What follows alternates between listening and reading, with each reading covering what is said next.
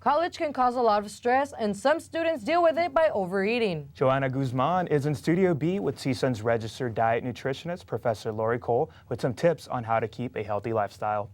Thank you. Joining me today is Professor Lori Cole from the Family Consumer Science Department. She is a registered dietitian nutritionist. Thank you for being here today. And it's my pleasure. Okay, so our first question is, what is College 15? Oh, the College 15. That's actually a little bit of a myth. It was a phrase that was coined some years ago because when students first came to college, now they were out of their home, they were living on their own, and they tend to gain some weight in the first year or two of college. The truth is it's usually more between 3 and 10 pounds. The 15 pound was just an arbitrary number that they came up with when they coined the phrase. But it doesn't always happen, and when it does, it's not usually as much as 15 pounds. Okay, what do you think it is about the college life that leads to gaining weight? Well, as I said, students are now out on their own. So they're in charge of their own food, their own diet. And of course, there's a certain amount of freedom that comes with that and a lot of decision making that comes with them. And so with just starting college, they may be a little bit more stressed, so they don't tend to eat the way they did at home.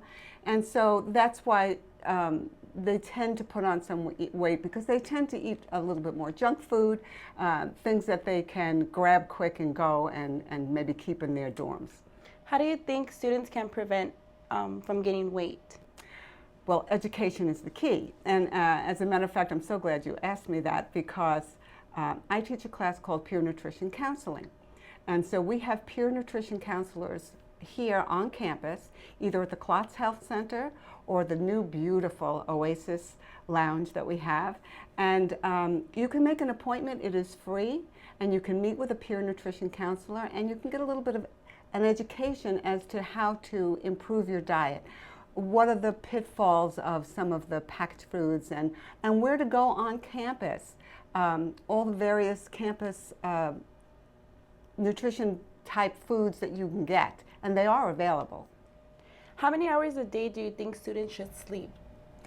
That's very important as well. You know, people just think that it's just about what you eat, but getting a good 7-8 hours of sleep a night is really important, because when you don't sleep enough, you tend to be more hungry, you'll grab whatever you can, and then you start piling on the calories and you start piling on the pounds. And then not only sleep, but also working out is important, correct? Oh, exercise is a huge important factor when it comes to maintaining your weight and your health. It's not just about your weight and what you look like, it's about your health and your risk for disease. So it's really important that you exercise routinely. Now, you get a lot of exercise walking around the campus, but we have the SRC is an absolutely wonderful gym and wonderful people over there that can help you to get into a good exercise program. Okay, so you are a registered dietitian, diet nutritionist. Mm-hmm. What do you recommend is a good diet to keep you away from gaining weight? Well, you know, it's really pretty simple in a lot of ways, because it's about calories in versus calories out. If you eat more calories than you burn up, you will gain weight. If you eat less calories than you burn up, obviously you will lose weight.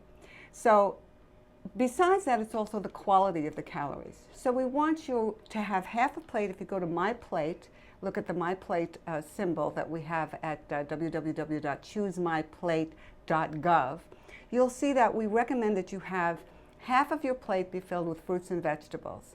And then a quarter of your plate should be with grains, preferably whole grains. And that's something that we miss out a lot in with processed foods. We tend to eat refined grains, which is a lot of empty calories. We want students to be looking for nutrient-dense foods as opposed to calorie-dense foods, because calorie-dense foods don't give you as much of the energy and the other important compounds that are in foods that can also help you think. And talking about thinking, make sure you have breakfast every day. We have studies that show that students who have a breakfast, especially prior to an exam, do better on exams. So eat your fruits and vegetables, try to pick out whole grains as opposed to refined grains, get enough sleep at night, exercise a minimum of 30 minutes a day. Okay. Well, unfortunately, that's all we have time for today. Thank you for all your valuable information. It's my pleasure. It was a pleasure having you in our studio. Back to you.